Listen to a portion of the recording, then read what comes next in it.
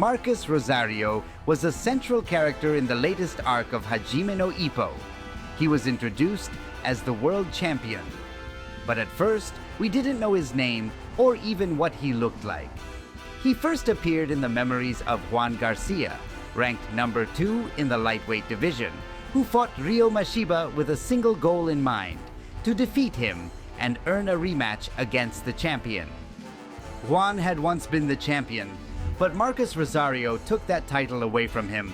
Naturally, this built up a lot of curiosity around him. Juan came close to beating Mashiba, and yet Marcos had already beaten Juan. It was clear Marcus Rosario was incredibly strong. When he was finally introduced as the bad boy from Puerto Rico, Marcus Rosario, I couldn't help but feel happy. As a fellow Latin American, seeing Puerto Rico mentioned like that was exciting. Even though I'm not Puerto Rican, I thought it was awesome. Yes, there's a lot of Mexican representation, and that's great, but give the rest of us a little spotlight too. His appearance was unusual. His curly, bulging hair looked like something out of JoJo's Bizarre Adventure. It stood out a lot. He wasn't just a flashy-looking Latino boxer. He showed up in his debut scene with a weapon in hand. Seriously. It wasn't just Fuji saying he threw elbows or headbutts. Marcus was literally a criminal, a full-blown bad guy. Marcus Rosario had a dark past. He was part of a gang, and that gang betrayed him. They turned him in, used him, and when he needed them most, they abandoned him. They accused him of being the traitor, only to stab him in the back themselves. They shot him, beat him, left him bleeding and alone. That kind of betrayal, it changes a person. Marcus became bitter, full of hate. And even when he arrived in Japan, he said openly that he wanted to take everyone's happiness away, especially his opponent in the ring. He wanted the world to be as miserable as he was. It was clear, this man was carrying deep emotional wounds. But make no mistake, his talent was undeniable. Even though he disrespected the sport, he came straight from jail, missed the first weigh-in, barely made the second. He was still incredibly skilled. Boxing had given him everything, his status, his money, his purpose. During his match against Mashiba, he grew frustrated with the defensive strategy. He hated being kept at a distance. And yes, he resorted to dirty tactics, stepping on Mashiba's foot, hiding headbutts and combinations, chasing him down with shady moves. But here's what I want to highlight. Marcus Rosario was able to land multiple counterpunches on Mashiba, leaving him seriously hurt. His timing was perfect, his technique flawless. None of those punches were illegal. Let me say that again, loud and clear. None of those powerful strikes that broke through Mashiba's guard were against the rules. But don't get me wrong, let's not pretend Marcus was clean. He did cheat. That much is beyond dispute. It's a cold, hard fact. The real question is, was it truly necessary? Did Marcus Rosario, with all the raw ability he displayed, with the timing, the precision, and the sheer natural talent he poured into those counters, did he really need to stoop to that level? In my opinion, no, not at all. Marcus Rosario didn't need any of those tricks. Not if he had come fully prepared, not if he had trained like a true champion.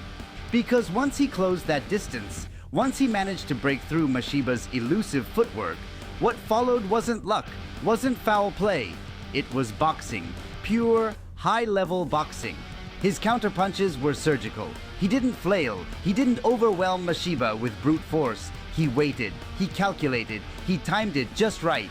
And when the moment came, he struck, with clarity, with calm, and with power. Those hits weren't just effective, they were art. The kind of punches that make you stop and admire the craft. Because in that moment, Marcus Rosario reminded us all that he wasn't just a thug, not just a street brawler who got lucky. He was a fighter, with the instincts, the skills, and the ring IQ to dominate if he chose to do it right. But here's the tragedy. He didn't choose to do it right. At least, not from the start. He used dirty tricks to get close. He disrupted Mashiba's movement. He tampered with the flow of the fight. That's how he managed to close the gap. So yes, those beautiful, clean counters may have been legal in isolation. But the way he reached that position, the path he took to create those opportunities, was soaked in foul play. And that's what makes it complicated, because we can't take away his skill, but we also can't ignore the shortcuts he took to make it matter.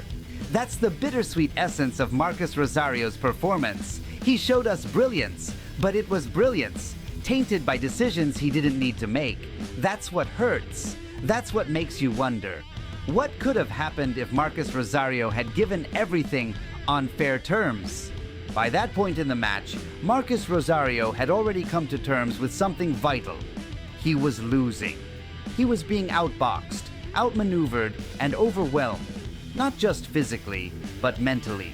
But instead of falling deeper into frustration or resentment, he made a decision, a quiet, internal shift. He stopped fighting dirty. He stopped acting like the man he had been.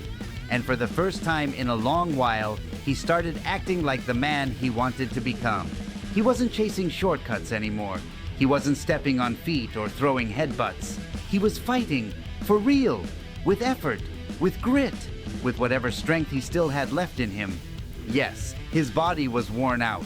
Yes, the lack of proper training had already taken its toll. And yes, he had taken serious punishment to the ribs and the core, making it harder to move, harder to breathe, harder to continue. But still, he kept going. He kept throwing punches, not recklessly, not out of desperation, but with purpose, with heart. Across from him, Ryo Mashiba was just as battered. He had taken some brutal counterpunches, clean, legal ones, and each of them had chipped away at his endurance, his rhythm, his timing.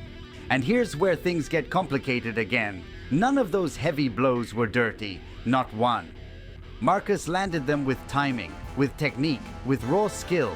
But the way he had gotten there, the way he'd forced those openings, that's what lingers. That's what makes it hard to fully celebrate what came next. Because what came next wasn't just a knockdown. It wasn't just another round in the record books. It was the collapse of Ryo Mashiba. And yes, we'll talk more about Mashiba later, about what really happened, about how this will affect his career, his mind, his soul. But for now, let's pause and ask something few seem to be asking. What about Marcus Rosario? The man who stood across from someone he had come to respect. The man who had accepted defeat in his heart. The man who in those final moments had asked his opponent, in his mind, in silence, to take care of his belt, to carry it with dignity because he planned to come back someday, stronger, cleaner, and ready to earn it the right way. Now imagine how it must feel to win, but feel like you've lost. To see the person you admired crumble, perhaps because of something you did, even if indirectly, even if you didn't mean for it to happen. That moment must be haunting, and I truly wouldn't be surprised, not one bit, if we eventually learn that Marcus Rosario steps away from the title, not because he has to, but because deep down, he feels like he doesn't deserve it. If Marcus Rosario ever returns to Japan, I really hope he does. Good night, champ.